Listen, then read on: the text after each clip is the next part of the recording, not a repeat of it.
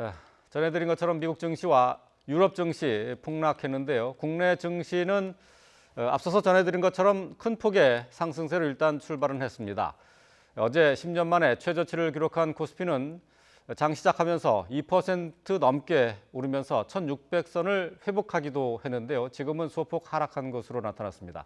정부는 방금 전 필요하면 채권 시장 안정펀드 등을 확대하는 시장 안정 조치를 하겠다고 밝혔습니다. 유럽중앙은행은 조금 전 우리 돈으로 1,037조 원이 넘는 유동성을 공급하기로 했습니다. 취재기자 연결해서 알아봅니다. 이종수 기자. 네, 경제부입니다. 네, 코스피 상승 출발했는데 약간 혼조세로 변했군요. 예, 코스피는 2.19% 오른 1626으로 출발을 했습니다. 하지만 지금은 1.13% 하락을 해서 1600선 아래로 내려갔습니다. 그렇게 해서 지금 거래가 이루어지고 있고요. 어제 코스피 1600선 아래로 주저앉으면서 9년 10개월 만에 최저치를 기록했는데 상승세로 출발을 했다 지금은 하락세로 돌아섰습니다.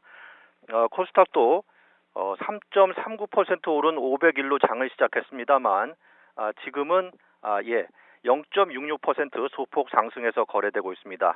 코스닥은 어제 6년여 만에 500선 아래로 추락을 했습니다. 정부가 조금 전에 필요하면 채권 시장 안정펀드 등을 확대하는 시장 안전 조치를 하겠다고 밝혔습니다. 유럽 중앙은행이 조금 전에 코로나19 팬데믹 대응을 위해서 7,500억 유로, 그러니까 우리 돈으로는 약 1,037조 4천억 원을 시중에 풀기로 했다는 소식도 전해졌습니다.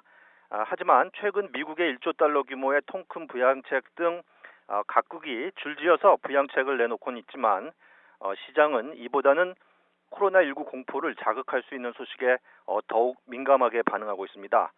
이에 따라서 외국인들은 어제까지 10거래일 연속 순매도세를 기록하면서 급락장을 이끌고 있습니다. 오늘 국내 증시도요. 코로나19 공포를 자극할 수 있는 또 어떤 소식이 나올지 이를 감안한 금융당국의 추가 대응책이 어떤 대응책이 나올지 이 점에 촉각을 곤두세우고 있습니다. 원달러 환율은 어제보다 11.3원이 오른 1257원으로 출발을 했습니다.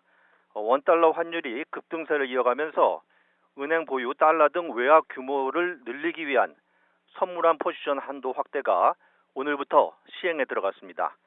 지금까지 경제부에서 전해드렸습니다.